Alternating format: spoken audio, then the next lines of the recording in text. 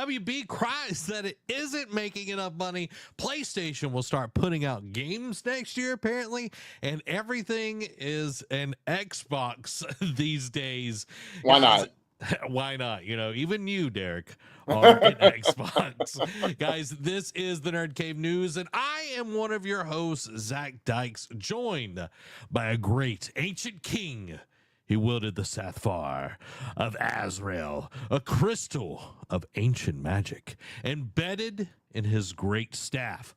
Leading his army, he clashed with the Goblin King, Ruzank, unleashing the crystal's power to banish the goblin horde and restore peace to the land.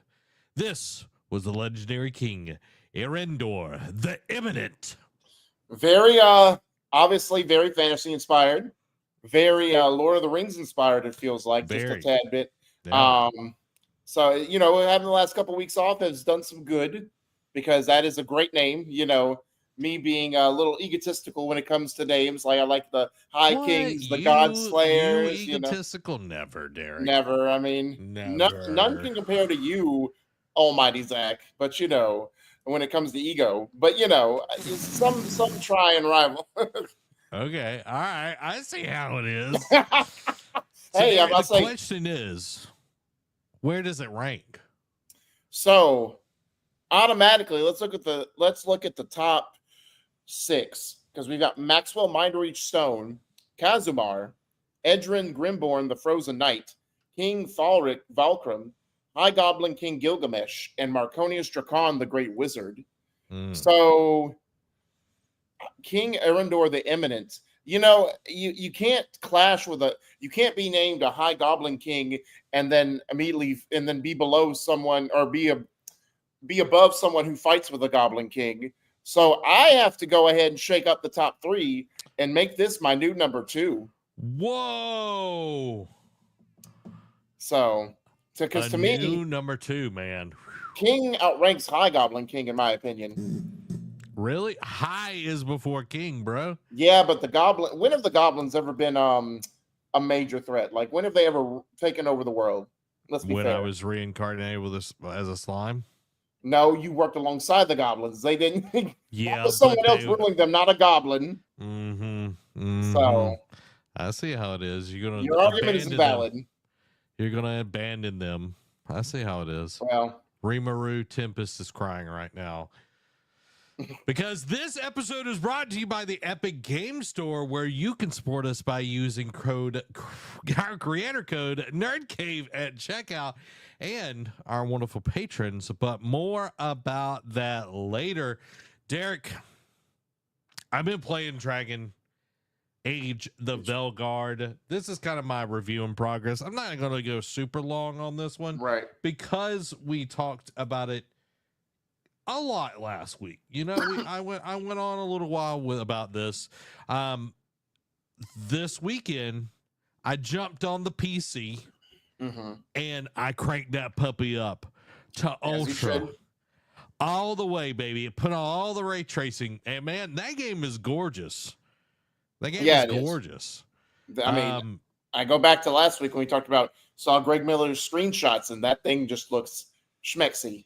Yeah, and I was like getting to see it because I've been playing on my Steam Deck, and like the Steam Deck is I kind of equate it to the Switch in that way, where it is a much like toned down graphical experience, but the portability more than makes up for it.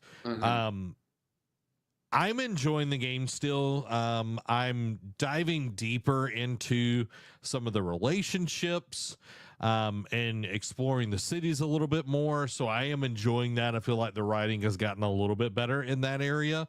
Yeah. So I want to have like a deep gaming session and try to knock out as much, because so far I've got about 11 hours into the game, and I know there's still probably at least 20 hours, and I'm not totally golden pathing it. I could, but I'm trying to at least do some of the do all of the companion quests at least, because you know, anything with EA, you got to do those companion quests or you're coming back with ghosts. Yeah. from that last mission. Or you're going into fights alone.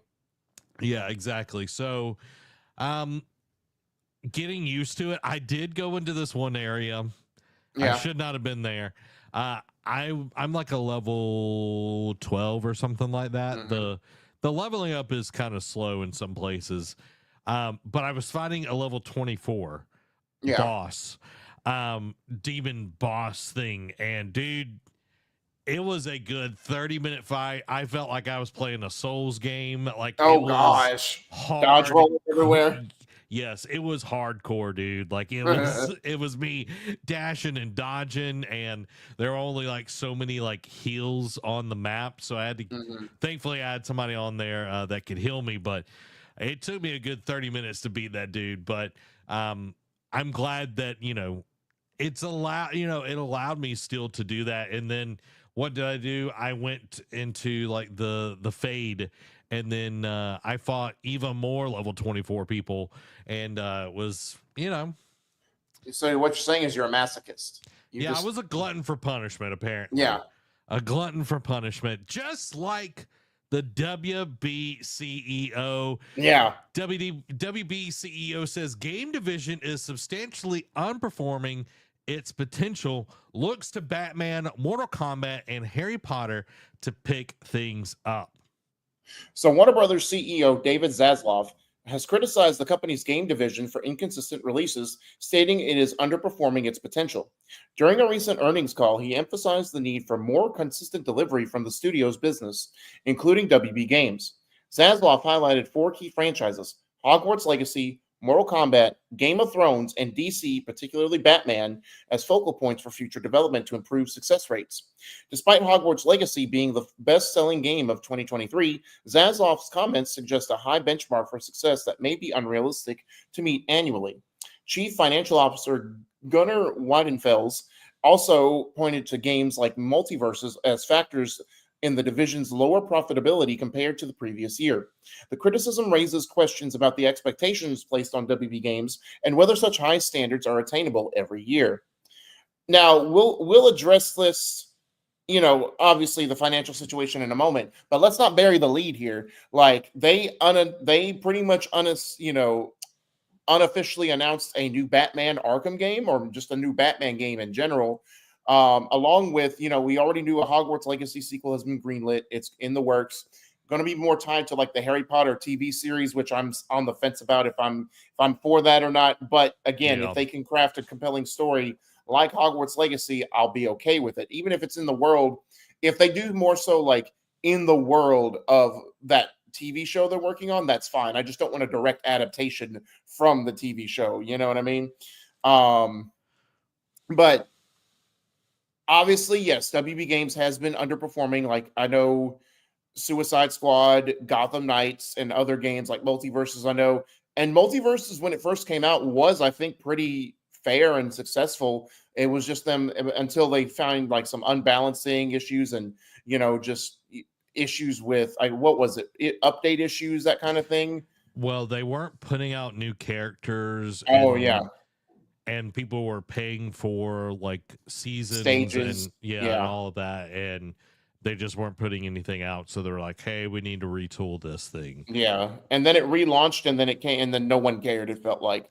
Yeah, exactly. Like the hardcore fans came back, obviously, but it didn't garner as much, kerfluffle as when it initially launched. So that being aside, like obviously, yes, WB is on the backslide, but do you think those 4 key pillars, or those 4 key franchises? Also, another thing interesting is Game of Thrones, because the last time we saw anything Game of Thrones-esque was from Telltale Games, and that I remember. So, what's more intriguing? Like, what's more of a, not a concern, but what's the real story here? Is it the fact that they're acknowledging they're underperforming and they want to right the ship, or the fact that they are unofficially announcing a Game of Thrones game and a potentially Batman game down the road? Because there's still a Wonder Woman game in development at Monolith that we haven't seen in quite some time since the Game Awards unveiling. Obviously, that's due for a reveal. You almost want to say that we'll see it come back at Game Awards this year, maybe, possibly, who knows? But what's the bigger story here? The fact of they announced 2 games that we didn't know were going to be a thing, or they are admitting that they are going to try and do like the EA and Ubisoft thing and try to be better companies. I don't think they're going to try to be a better company. It's all about the bottom line. Well, that's better financially, I should say. Yeah. I think it is more corporate speak of, hey, shareholders, like, we're like, hey, look, we got Game of Thrones, we got all of this. There's a mosquito truck. Oh, we're in the South, y'all.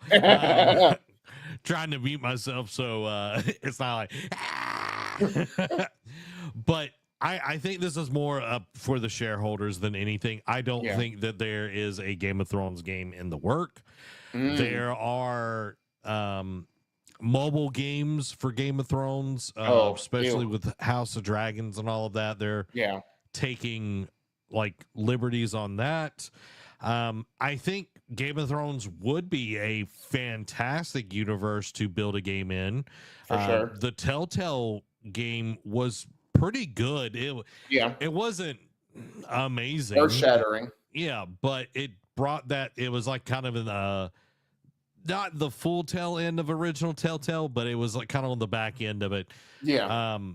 It was still good. It felt like the storytelling was super strong there. But this is just like, hey, we've got these franchises, we're going to leverage them, and people like Batman, so we're really going to over leverage Batman. And it's kind of like how Embracer Group is like, we're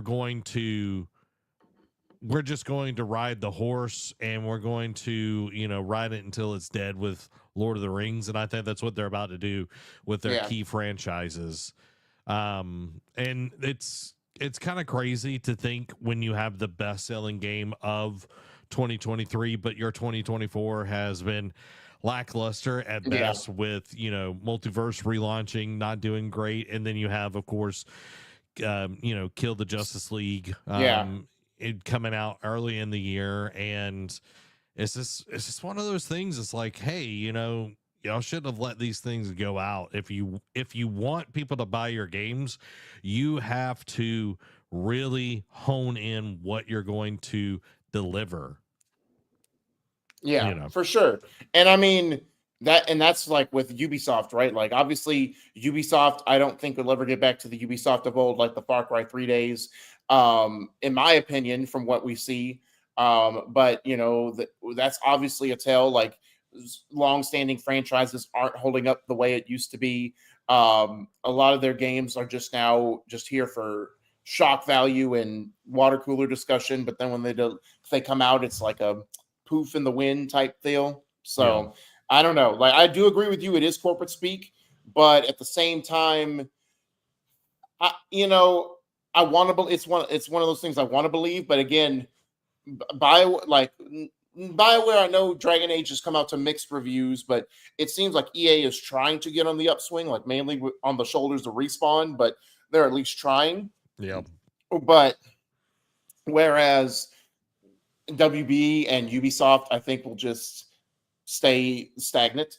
They'll keep, now until they almost get borderline bankrupt is when I think they'll try and push the emergency button. But I think Ubisoft is almost too late. Like I think dropping the life raft is way beyond at this point.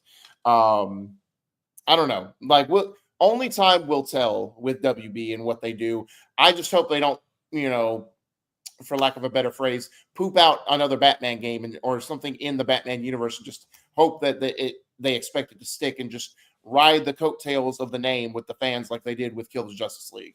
Oh, I totally think that they are. Like it feels like that is literally what's about to happen. Unfortunately. And it's just one of those things that's like when corporations see all of this money that they used to get because of games or whatever it may be, it's like they can't let go of that. They have to have that sort of crazy money coming in, and it's not COVID lockdowns, you know what I mean? It's not that time, and things are much different. And guys, we just want to welcome you into the show. We hope that you're doing well tonight. If you haven't already, hit the like button and share this with somebody, because it's time for the PlayStation news. Yeah. And first up, Sony just patented a new PlayStation controller with a dedicated rewind button. So Sony is reportedly experimenting with a PlayStation controller featuring a dedicated rewind button. According to a recently published patent spotted by Tech4 Gamers, the patent describes a gameplay rewind feature activated by pressing a universal button during live gameplay, allowing players to scroll through recent frames and select a point to resume. This button could replace the current share button, and on-screen controls would resemble those of a TV remote, including options like play, pause, fast forward, and rewind. The feature aims to help players revisit important quest information or retrace steps to a previous location. It also mentions the possibility of bookmarking gameplay sections for quick access later. The patent acknowledges challenges in implementing this without disrupting the gaming experience. While the concept is intriguing, there's no guarantee it will materialize, as companies often patent technologies that never reach the market. In recent years, Sony has patented features like adaptive game difficulty systems and AR-based trophy systems. As for existing technologies, discussions continue around the value of next-generation consoles and their new features. Now, obviously, they do bring up a good point. But now, more often than not, Sony has patented a lot of stuff that we have seen come to the light of day. Now, it may not be right after the patent has been filed. It may take some time. Like, there's still some stuff like with the gaming, like assistance, the gaming tutorial stuff that we talked about in previous years. But also, like this, I want to know the practicality of the rewind button too, because obviously this is taking a page out of like from back in the day, Prince of Persia, The Sands of Time, where you miss a jump or you get murked by an enemy before the timer runs out, and you have to use the sand to rewind to try and fix that hiccup you did.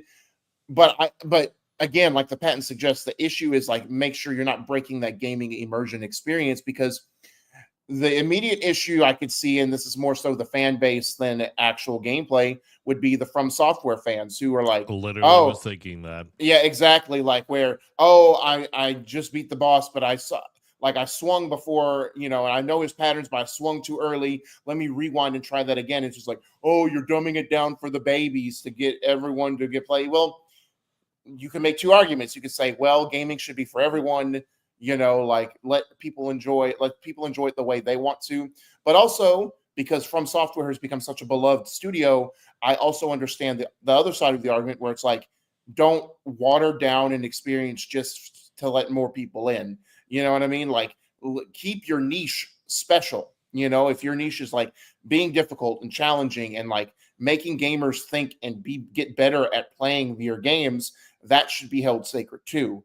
But again, like we see with like the adaptive controller and like just like the disabled, the what's the term called? Accessibility?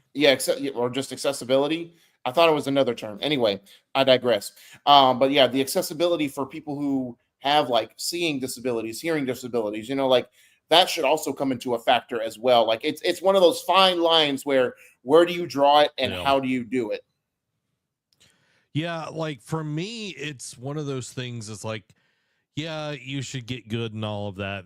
That's all good and all, but for somebody that just enjoys a good story, and From Software, like any of the Souls-like game, always have like super interesting looking games, and the stories look really intriguing. I ain't got time to deal with that. No. So if I can hit a rewind button and, I don't care if I got to cheese to win. Dude, I've been cheesing video games all my life. You know what I mean? It's just part of it. If it's in the game, it's going to happen. Like I'm not doing it to impress anybody. It's just like I'm trying to enjoy a video game.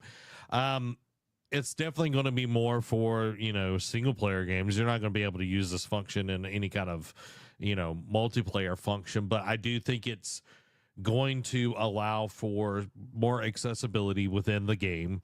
Because even think about kids, like as they're learning, yes, it does take stakes away. And I do think stakes need to be in video games, but when you get down to it, it's like, a kid just wants to enjoy video games. Somebody that True. only has 20 minutes to play, they don't want to just be, playing and then you get almost to the end and then it's just like, poop, Yeah. Yeah. And the thing is like, how are they going to build this into all of them, all the games? And Dan brings up a good point. If it's not cheating if it's built in, but I'm curious like how they're going to be able to, let's say like a third party game. Is it just going to be first party games that have this feature enabled? Yeah. Yeah. Good. And I'll say that's a valid point because PlayStation will do it. Like, obviously, will Xbox do it? Will Nintendo do it? Like, I guess Sony will be the first to patent it. I don't know. And maybe it'll be more for, I don't know. Maybe it would definitely make sense if you're doing a tutorial video. You know what I mean? Like, if you're trying to I could see the use of it as like if you're a content creator and you're making a video for how to beat this Dark Souls boss, right? And then it's like, hey, here are my tips for beating him. It's like, all right, now go back and like it'd be like a longer tutorial video, but it's like, all right, I swung early here, but you see how he was getting ready to gear up and he had a tail. Like, you notice that type of stuff. Like, I could see the practicality of that for sure. Or if you're trying to practice like speed runs and count frames and all of this kind of stuff, I definitely see that as a potential in that. And if you don't want to play a whole level again and you missed a collectible, it'd be nice. I'll say thinking about you, Astrobot. Hey, play it again. It's a fun, if the level's fun, you know what I mean? True. So Mike brings up a good point too. It's like, for those that want to challenge, why not have a toggle in setting that you have to remove or the feature? Yeah, remove, toggle it on or off or remove the feature. I think that works, and you don't have to press the button. You know what I mean? That's true. Just because, I mean, how many times do we hit the share button? Let's be fair. You know what I mean? Like, that's only for the niche audience. True. Dan says, remember when you used to have specific save points? Yeah. I'm thinking Kingdom Hearts right now. Yeah. But yeah, I think this potentially could be something, but I think there's other patents that we'll probably see before it, but they are definitely trying to go into the mode where they're wanting to get more people into gaming. You know what I mean? Like they want to make it easier for people to jump in. Oh yeah, for 100%. So accessibility for all. Exactly, bro. Exactly. So I'm getting back to where I need to be because of course, this wonderful teleprompter does me in again, Derek. Not again. Not again. All right, so here we go. Sony commits to releasing major single player games every year from 2025 onwards. And all the Lord's people said amen. Sony doubles down on single-player games amid live service setbacks. Sony is reaffirming its commitment to major single-player titles following challenges with its live service projects, including the cancellation of Naughty Dog's The Last of Us multiplayer game and the shutdown of Firewalk Studios after the troubled release of Concord. The annual release is planned. Finance chief Sadahiko Hayakawa announced that while no major first-party games are expected before March of next year, Sony plans to continue releasing major single-player game titles every year from the next fiscal year onwards.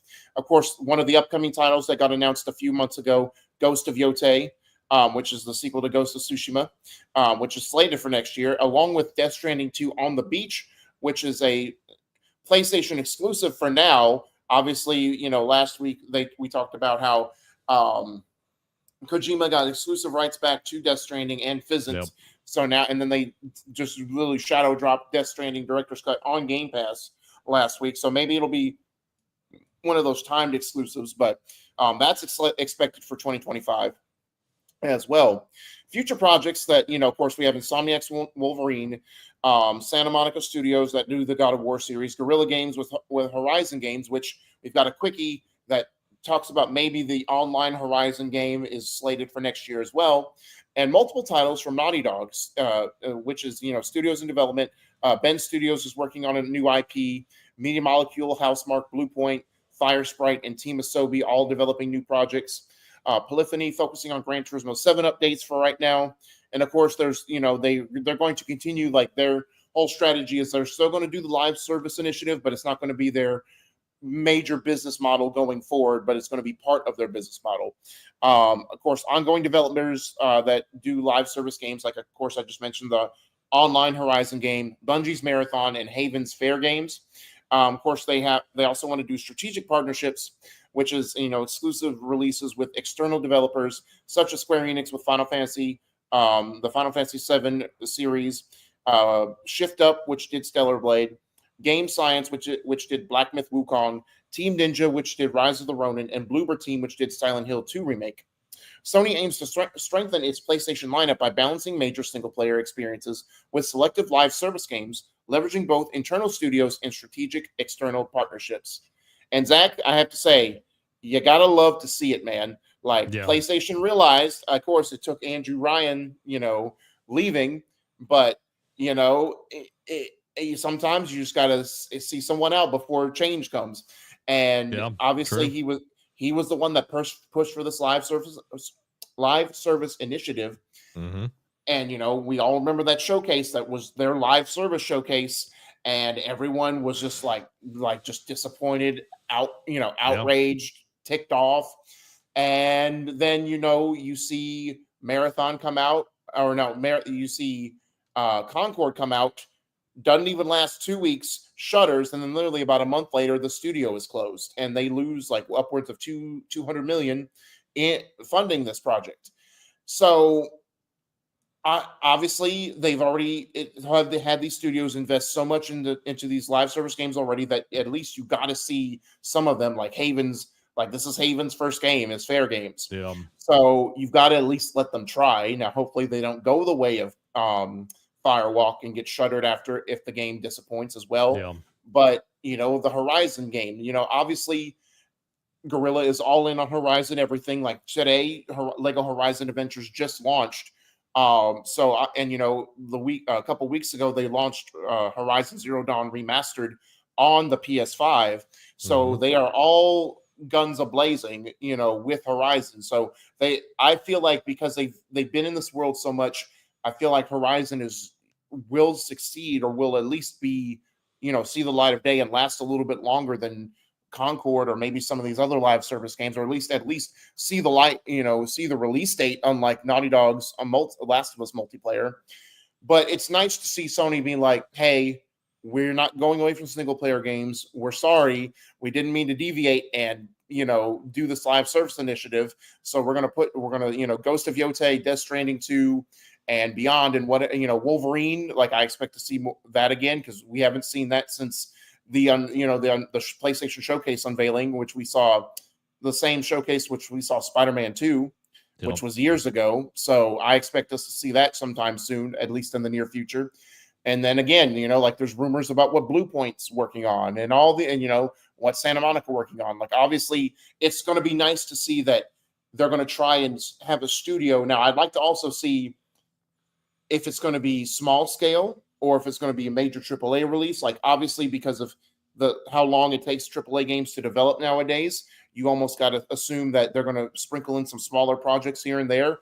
And then, like it mentioned in the article, their third-party partnerships, like with Silent Hill 2, Final Fantasy, even though Square Enix has come out and said that, hey, we want to be more multi-console release now going forward. But, just getting deals like that, I think will help spread out the release schedule as well for them.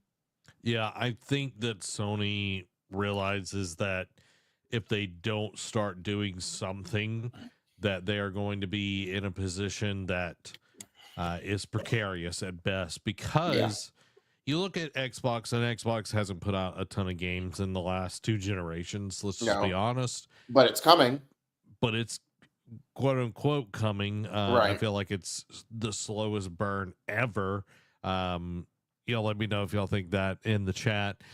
But when you see how Xbox has positioned itself, and whole reason why I titled today's episode "You're an Xbox" is literally one of their marketing campaigns, that anything can be an Xbox right now. Yeah. For the most part, but they're so accessible that you don't have to buy a $500 piece of hardware to be able to play their Right. games. You can pay $16 or $19 at this point and be able to play on your phone or whatever, and just be able to play the game. You'll be able to play Call of Duty on your iPhone.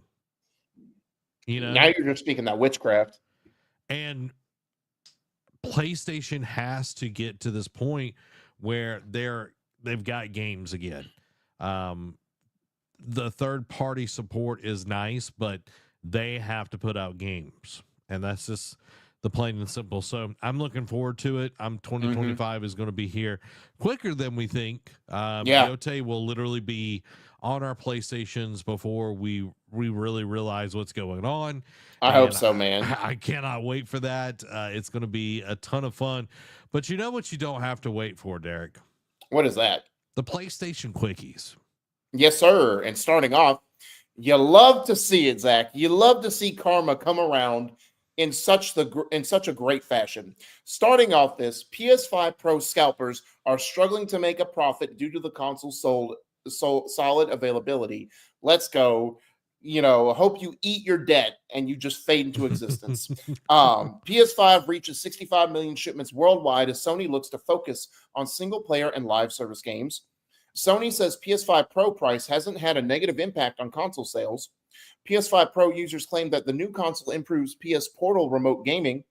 Sony will stop providing the PSVR adapter that lets the headset work on PS5 to players. PlayStation fans are hopeful that Sony is teasing a showcase event or something big for this December on the 30th anniversary. However, Jeff Grubb, who's been a reliable PlayStation showcase, state of play, leaker, announcer, that type of thing, says not to expect a showcase or / state of play event in December. PS Plus Extra and Premium games for November have been announced, and they are headlined by GTA 5, Like a Dragon Ishin, and Dying Light 2. Infinity Nikki gets a December 5th release date. PlayStation boss hopes to avoid another Concord flop by holding more tests and internal evaluations.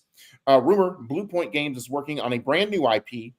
Astrobot has only sold 1.5 million copies, which is surprising, but, hopefully those numbers will get better. Tim Russ named as Cylon's voice actor for LEGO Horizon Adventures. Guerrilla Games job listing points to a 2025 release date for Horizon online game. And lastly, The Last of Us Season 2 will premiere on HBO in spring of next year. Like, I know that Astrobot 1.5 is what you said? Yeah. That's not a lot. I thought it was. No, it's not. Like, it was definitely, because I remember watching when it happened on Kind of Funny, and it was just like, yeah, that's not like, especially since the game has been out for 2 months at this point, it's kind of a letdown. Like if this was like 1.5 million in 3 days, be a little bit more impressive, but 1.5 million is not a high number compared to when you see like Ragnarok doing 3 million in less than 3 days, or Horizon Zero Dawn Lifetime doing tens of millions of copies. You know what I mean? So I don't know. I wonder if it's the marketing around it. Maybe. You know what I mean? It's like, unless I don't feel like, and things move so fast, like in gaming right now. Oh, yeah. Like it's super trend based, which is kind of annoying. Right. It's like, just play the games you want to play. But if you're looking for a great platformer, I do highly suggest Astrobot. It is Facts. Absolutely amazing game. Tons of replayability. You will not be disappointed. Yep. And yeah, go pick up a copy of Astrobot. And what you could also do is make sure to subscribe to the Nerd Cave News on podcast services of your choice, and of course here on YouTube. It helps us out a ton. You are our only marketing solution for this show, so make sure and go subscribe. Leave us a 5-star review. you know, as my mama used to say, if you ain't got nothing nice, don't say nothing at all. So go Facts. help us out. Give us a 5-star review.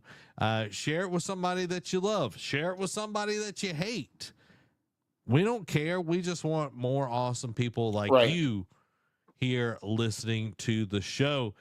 Let's get into some Xbox news. Microsoft confirms plans to release an Xbox handheld, but it's years away. Speaking of, bearing the lead, you know what I mean? Like WB Studio, like making these announcements, like Xbox just is like, hey, like we want to do a handheld release. Microsoft confirms plans for the Xbox handheld, but of course, it is years away. Of course, the CEO, Phil Spencer, has confirmed the company's intention to release an Xbox handheld device, but not anytime soon. Of course, why this matters is Microsoft aims to enter the handheld gaming market and expanding the Xbox ecosystem beyond consoles and PCs. What he's saying, of course, is the expectation is that we would do something in the handheld space. The longer term, I love us building devices. Our team could do some real innovative work, but we want to be informed by learning and what's happening now. Of course, the details, Microsoft is currently working on prototypes and exploring possibilities based on market insights. In the short term, the company is focusing on improving the Xbox app for existing handheld devices. Of course, reading between the lines here, Spencer emphasized the importance of local gameplay, saying, I think being able to play games locally is really important. And of course, features that would make a handheld feel like an Xbox include access to all your games and save files. Of course, there's a flashback to rumors of an Xbox handheld surfacing after leaked Microsoft documents appeared last fall, but Spencer later called those plans outdated. And in June, following this year's Xbox showcase, Spencer hinted at hardware innovations in different form factors. Of course, what's next is Xbox has announced a multi-year roadmap in February, including a next-generation Xbox console, and the company is taking time to develop a handheld device that meets its standards and player expectations. Zach, of course, talking about this for years, of course, Nintendo has always been the first one to the market for the handheld console, starting with the Game Boy. And then, of course, PlayStation came with the PSP, the Vita, and now they're doing the PlayStation Portal. And everyone has, of course, over the years, every time a new handheld from one of those companies and has come out, everyone's like, well, what about Xbox? Like, are they going to get into that space? Like, even Steam has gotten into that handheld space with the Steam Deck. So I'm of two minds. Like, of course, it's great because it's another way to get Xbox in the hands of gamers and like get it more on the go, because we are now more on the go than ever as human beings, like doing 8 different things, going to, all of our kids, rec ball practices and after school activities, that kind of thing. But my counter argument for this is actually 2 counter arguments. One, more like questions to you. Okay. One, do you think this is needed for Xbox? Because 2, why do an actual dedicated hand? Yes, it'd be more powerful. I get that, on the levels of Steam Deck. I get that, I get that argument. But why do this when they already have Xbox, like the gaming on your mobile app, on your mobile phone? Like they have Game Pass on your phone. So why would they want to do another dedicated handheld when they could just get the Game Pass app on your phone and play that way? I think with this, like having everything locally, that is one thing that I do really like about the Steam Deck, is being able to literally just play and not have to worry about a Wi-Fi connection. Right. Because like to play on xCloud and all that, you have to have certain megabytes up and down and all this kind of stuff. And I love xCloud. It's the best. I will say this with my chest.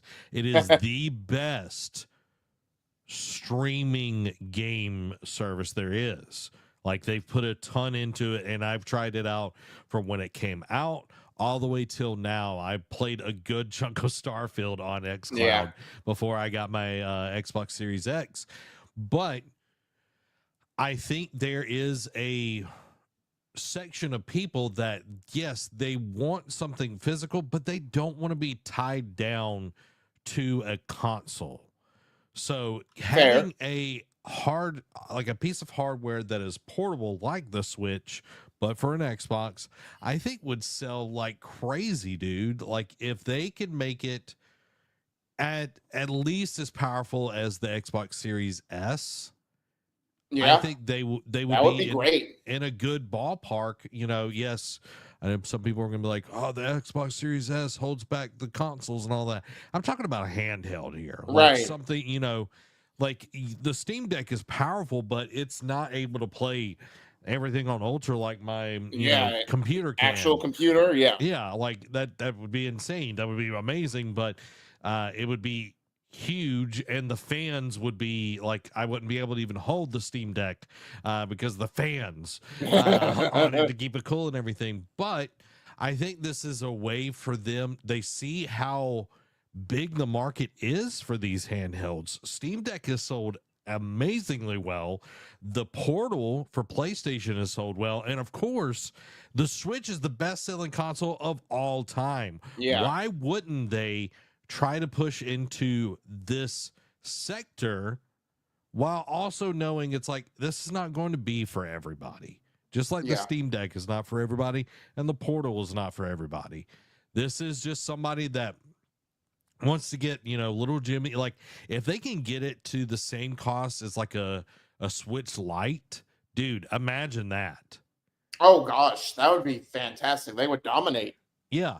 And it doesn't have to be the most powerful thing. I think it just has to be able to play the games and be affordable. Mm-hmm.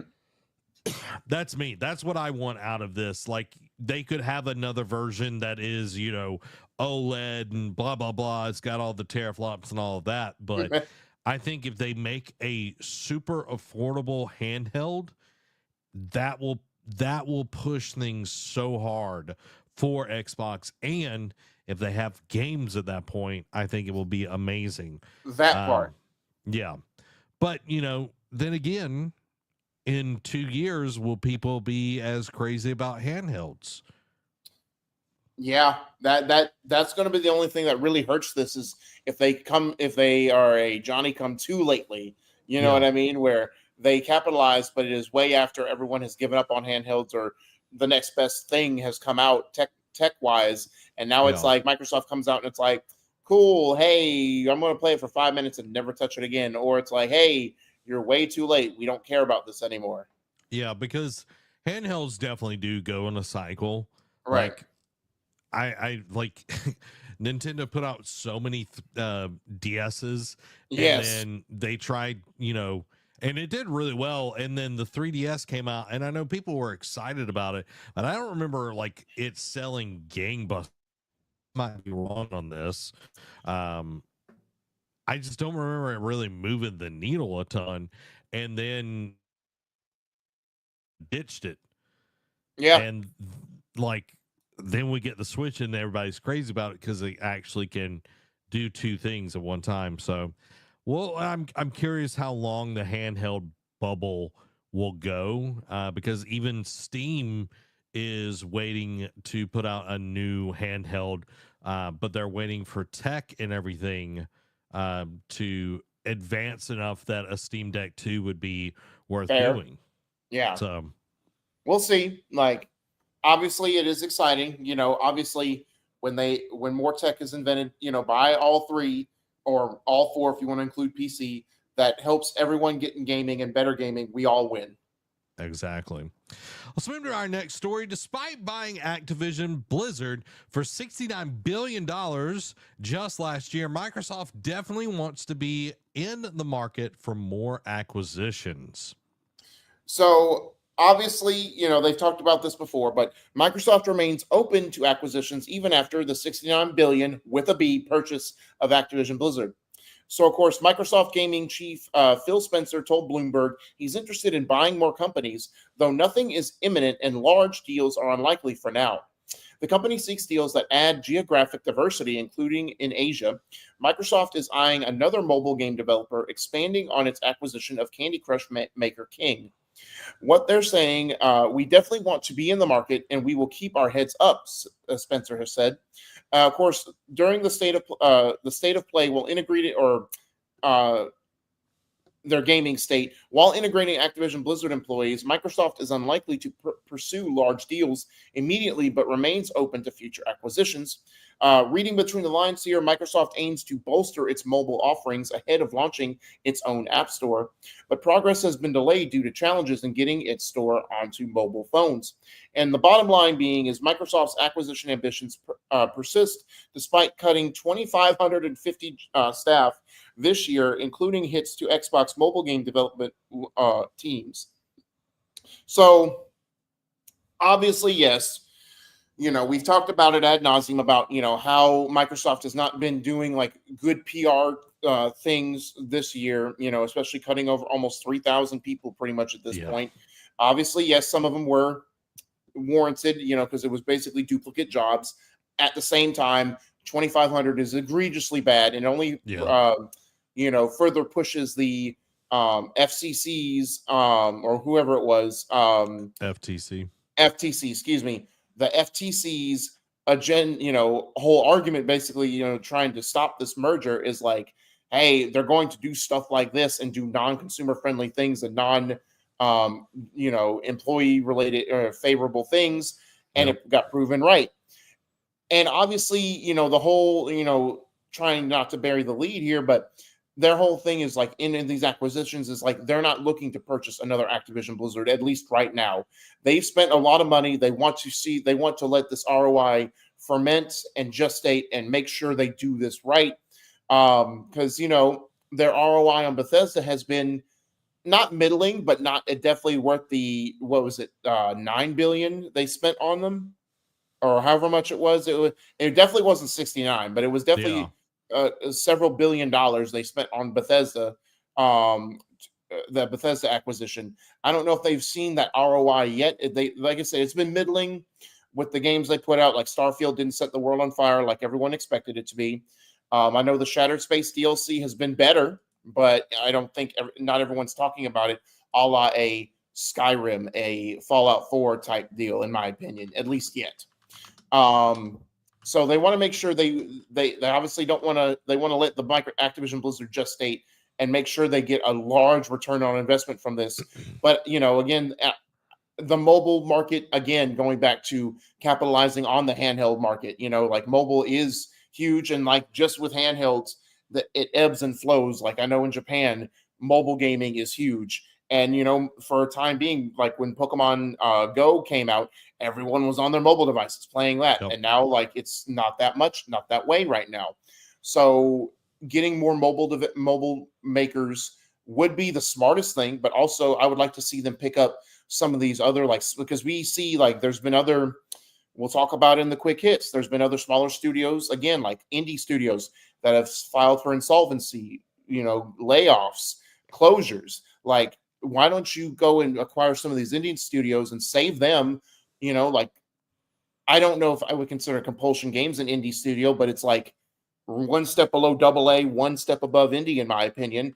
And they've done pretty well. Like their new game, South of Midnight, looks very promising. But why don't you acquire more indie devs to help bolster out?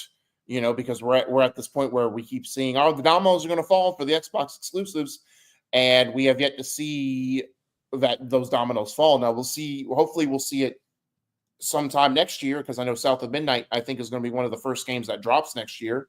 Or maybe not one of the games, but it's going to be one of the big games, I think, in like the first half of 2025. But just like Sony with the PlayStation 4, before their big hits started coming, they relied on indie games. So why not Xbox? Like, get your own studios, develop exclusively for Xbox, and then let them just help fill out and buy these bigger studios time for their games. Yeah. Just too quick on this. Yeah. The Bethesda purchase, or ZeniMax, technically $7.5 billion. Okay. And then Compulsion, did you say that they weren't an Xbox studio? No, I said I don't know if they were an indie studio, like considered like an indie studio. Okay, because they are owned by Xbox. Yeah, no, I know that. Okay, but I'm just saying, because I was using them as a comparison, because gotcha. They're not indie, but to me, they're one step. They're below AA, but one step above indie, in my opinion. But I think Xbox should acquire more studios like around that caliber. You know what I mean? I got you.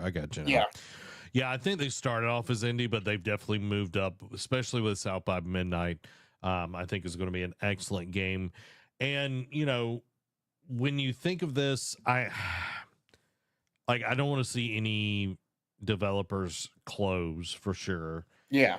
And if an acquisition were to happen to save some stuff, that would be awesome. But also I don't think Xbox is going to be able to do much in acquisitions unless it's super small stuff. Yeah. Just because of the FTC and all of that. I Like, think, in all honesty, like I don't see them doing a bigger acquisition than AA. Like, say, buy like the developer of the Metro series, or develop, or like the people who make the Darksiders series, that kind of thing. So yeah, I see that as the cap right now yeah, that they're willing to do. But I think like the mobile strategy makes sense for them business wise. But I would like to see them buy, because we see how many people have been suffered, how many studios have suffered layoffs or closures that have come out of the Tencent umbrella, that have come out of the Embracer umbrella. Like, if Microsoft scoops them up, then you don't see that happen. yeah. But then, I'm going to just turn this on you here, if you don't Yeah, mind. If they are able to purchase, why didn't they keep Tango Gameworks? fair. That's a fair question. So And it's like, yeah, you might get saved for a moment, but what happens when you're on the chopping block again? You know what I mean? fair. Same thing with Toys for Bob. Like, I think they got out at the right time, because I feel like they could easily have, Been one been, of the ones that have suffered. yeah. So there's just been too many acquisitions in the past and so many layoffs because of that. Like, Yeah. I feel like Microsoft is a little bit too bloated right now, and they definitely have to start making some money. Oh yeah. And that brings us to our last Microsoft story. Phil Spencer won't rule out any Xbox exclusives making the jump to PlayStation, including Halo. Microsoft may bring Xbox exclusives like Halo to PlayStation, while Microsoft is expanding its multi-platform strategy, with Phil Spencer stating there are no, quote, red lines preventing Xbox games from launching on other platforms. Of course, they have upcoming releases like Indiana Jones that'll launch like literally in less than a month, but then will come to PS5 the beginning of next year, after its Xbox and PC debut. And then, of course, recent moves, games like Pentiment, Grounded, Hi-Fi Rush, and Sea of Thieves have already arrived on consoles. And then, of course, like Doom, The Dark Ages is set to release on PS5 next year as well. And I'm sure there's going to be other games like, and we talked about this when they announced this initiative, right, to bring games onto their platforms. Of course, they started small with the 4 games mentioned previously, like Sea of Thieves being arguably the biggest one out of the 4. And they do gangbusters. Like, they've arguably sold just as well on PlayStation as they did on Xbox, if not better for some of them, or like a few of those games. So it was to test the market to see if PlayStation gamers cared about these franchises, and they obviously do. So the fact that, though, like he's saying, Halo is not out of the realm of possibility coming to there. Of course, this also brings up the matter of like why this matters. The shift could bring flagship titles like Halo to PlayStation and challenging traditional console exclusivity. And of course, with Halo moving to Unreal Engine 5, could simplify a multi-platform release. And of course, former boss Peter Moore mentioned Microsoft is considering this move. And of course, what they're saying is, I do not see sort of red lines in our portfolio that say thou must not, Spencer told Bloomberg. And the bottom line in all of this is Microsoft's openness to multi-platform releases signals a significant change in strategy and potentially bringing major Xbox titles to other consoles. So again, if you're going to bring arguably the game that made Xbox in Halo, and saying that it's not out of the room, it's not off the table that it could come to PlayStation, that means like Gears and Forza and other, and like when the new Fable comes out, that's all a real possibility as well. Because if you're going to bring your not your golden goose anymore per se, but your golden child in Halo that made you relevant in the gaming sphere, and saying, oh, it can go play with the other kids too, then what else? Then the sky is the limit. And it's smart because, again, again, console elitism used to be a big thing, like especially in the PS3 360 era. But then ever since then, slowly over time, it has become less and less relevant, and game developers are seeing more and more that it's like, hey, we are cutting our nose to spite our face, and like shortening our pockets, by only doing it on one console versus two or three, because Xbox also released, I think, Hi-Fi Rush on the Switch as well. So it at the end of the day, it all revolves around money, which we've also talked about ad nauseum about corporate America and all that kind of stuff. But at the same time, it is a win for gamers to like. I know if I was a PlayStation, snob, getting Gears but admiring from afar how good Gears and Halo are, I would jump at the chance for it to come to PlayStation because I play the mess out of them. You know what I mean? So, it's just, you just love to see it type thing. So like Zach, obviously we've talked about it before, but like hearing Phil talk about this, like what does this say to you? Like, does this mean that obviously doesn't erase like what we talked about in the previous story about, they've done a bunch of sleazy stuff this year in terms of like their own studios. But does this at least make you feel hopeful that, it's like, hey, Xbox is trying to right the ship and be more it's still on that path of being consumer friendly? I think it would be like, okay, only a certain group of people get to buy my product, right? And then you're like, hey, I'm not making as much money as I could. And then it's like, all right, I'm going to sell my product to everybody now. That's literally what they're doing. I mean, that's fair. I don't think it's necessarily consumer friendly. I think they're just trying to expand their bottom line, which, hey, they're a business. They have the right to do that. And I think it is good business practice, which the consumer does benefit from, because then Xbox whole thing is play anywhere. Yeah. Everything's an Xbox. You're an Xbox. Yeah. I'm an Xbox. It's sort of like the whole thing is like when they were making, that one Bethesda E3 where it's like, play Skyrim anywhere, even on your smart fridge. It's like your fridge is now an Xbox type deal. Yeah.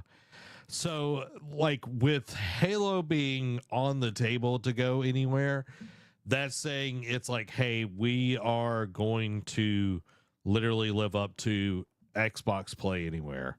Yeah. They're going to be a console manufacturer, and the people that want the best version of their games can either buy a high-end computer that can play them, or they can play them on the Xbox, which everything is going to run the best it possibly can on an Xbox. Yeah. So this, like,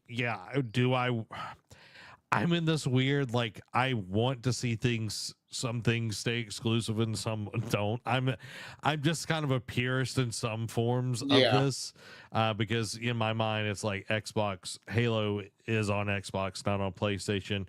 But at the same time, it would be dope to get more people to play these games, because I feel like Halo is definitely in a weird place. Oh, yeah, where they need that good PR. Where they need the good PR. They need fresh blood to come into the community.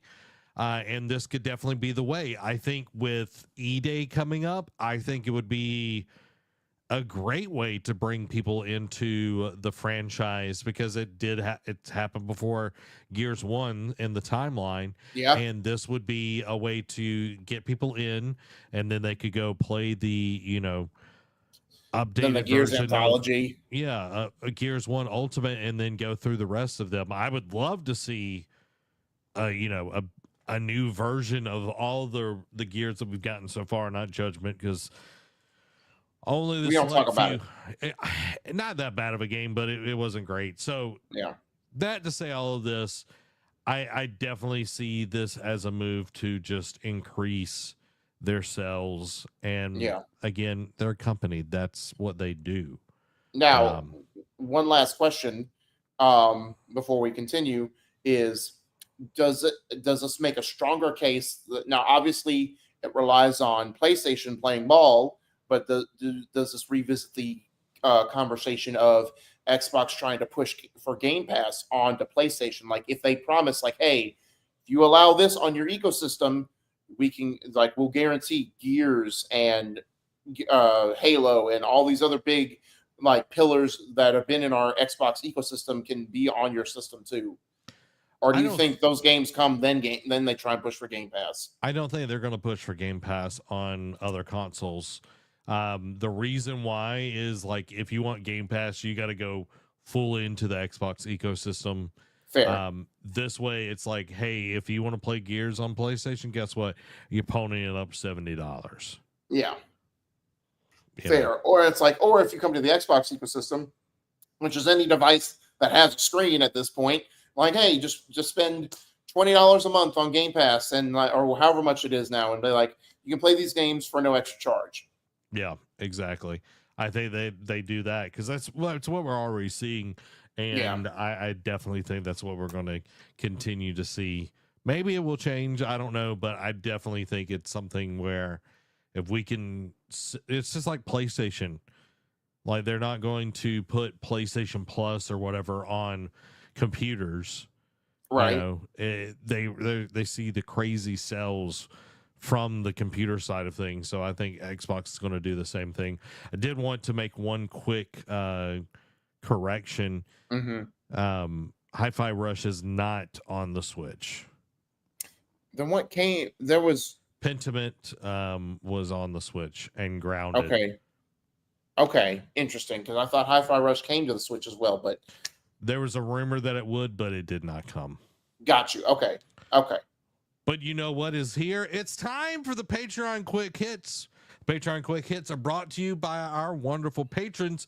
Go and support the Nerd Cave by getting your very own Nerd Cave membership to help us continue to grow and make awesome shows just like this one. Become part of the ship, part of the crew at patreon.com/Nerd Cave, because we are a 1.5 person business. We need your support. 1.5. 1.5, guys. Help us be 2 whole people. Yeah, go toss us $1, make Derek holler. There you go. Now it's time for the Patreon Quick Hits. So starting off, Tencent confirms layoffs have impacted Shark Mob's London office. Vertigo Games says Metro Awakening VR is getting an arachnophobia mode. Square Enix will continue to expand with its HD 2D remakes. Fallout Season 2 casts Macaulay Culkin as a crazy genius type character. Gears of War E-Day will feature Marcus and Dom's original voice actors. Kind of a dumb moment, but at least good to also know that you know, we're not going to lose our iconic voice actors. Yeah. Warhammer 40K Darktide finally gets a release date for PlayStation 5 and will be set for December 3rd. No Man's Sky finally gets cross-save and Mass Effect's Normandy as a ship. WB admits Multiverses underperformed, contributing to another $100 million hit in revenue in its games business. Amplitude Studios has been sold by Sega. Lionsgate CEO admits everything that could go wrong did go wrong with the Borderlands movie.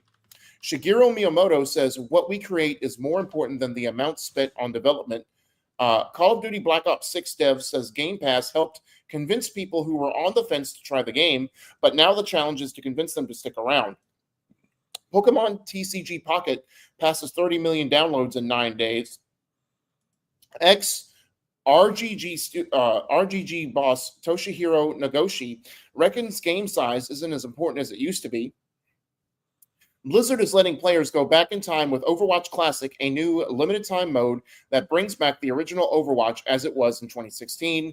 And that's just pretty much a ploy to get people back into Overwatch 2. You're not going to get me. You're not going to pull me back in this time, Blizzard. Sorry. Dragon's Dogma and Devil May Cry director Hideaki Itsuno joins Tencent subsidiary to make AAA action games. Limited edition white Steam Deck announced with exclusive white carrying case. Stellar Blade gets Nier Automata DLC on November 20th. Spyro Reignited Trilogy is now on Game Pass. Sonic X Shadows Generations producer eyes Sonic the Hedgehog 2006 remake. Tequila Works has filed for insolvency. Sea of Stars adds 3-player co-op. new combat system, and more in Dawn of Equinox update. Free-to-play Monster Hunter Outlanders announced with fully featured multiplayer hunts and open-world exploration. EA CEO Andrew Wilson is being considered to replace Bob Iger at Disney. Fortnite confirms OG Experience returns in December, but this time it's here to stay. Deus Ex's Adam Jensen, voice actor, says Embracer dropped the ball by canceling the planned sequel. CD Projekt Red is hiring for multiple positions on Cyberpunk 2077 sequel. More than 300 Bethesda devs are on strike over remote work and Microsoft's outsourcing practices. Adamfall, dubbed British Fallout, gets a March 27th release date. Like a Dragon Pirate Yakuza in Hawaii lets you use an ocarina to summon a killer jellyfish. Sonic the Hedgehog 3 will tease another new character to set up a potential fourth film. After years of requests by fans, World of Warcraft's next expansion finally adds player housing. WoW's next patch will finally visit the legendary goblin capital Undermine. WoW Classic heads to Mists of Pandaria next year. And lastly, Warcraft 1 and 2 remasters shadow dropped with improved graphics, quality of life improvements, and other new features. Man, I hate to see Tequila Game Works closing their doors, dude. I know. I hate seeing anyone like closing any. You know what I mean? Oh, for sure. So hopefully they'll be able to find a place, somewhere else and everything. Land on their feet. But dude, this Dawn of the Equinox. Yeah. I'm excited, dude. You need to come down here so we can play the co-op. Co-op this bad boy. Yeah. Which I think they were supposed to put one out where you could co-op the whole thing, but maybe it's just this. I don't know, dude. It is. I loved Sea of Stars. Almost makes me want to get it on Steam Deck so I can play it again. Yeah. That's how much I enjoyed this game. It's so flipping good. The combat, I just want to play more of it.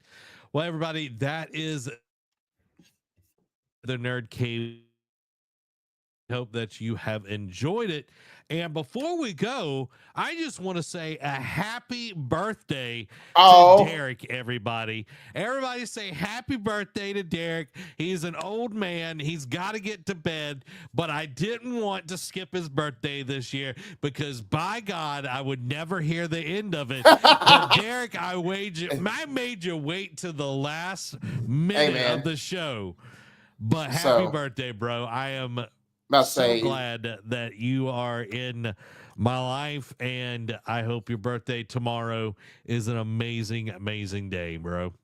Appreciate that, brother. So it's like, rather be a day early than a week late like you were last year. But who's counting? You know what I mean? Like, clearly you're counting, Derek. Clearly you are counting.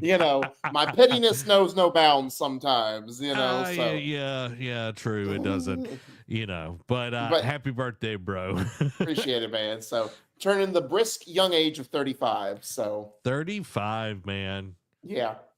We're old. A quarter and a dime. You know what I mean? Quarter and a dime. I'm still a dime. Never mind. I'm not. I can't even say that without laughing. I was gonna say I'm still a dime piece, but that's a lie. Well, better than a dime bag. You know what I mean? Sure. We're not going to go down that rabbit hole, but sure, we'll go with that. All right, everybody. We love you. We'll be back next week with more Nerd Cave. Have a wonderful week. Wish Derek happy birthday. This has been Zach. And King Arendor the Eminent. All right. Adios, amigos. Bye-bye.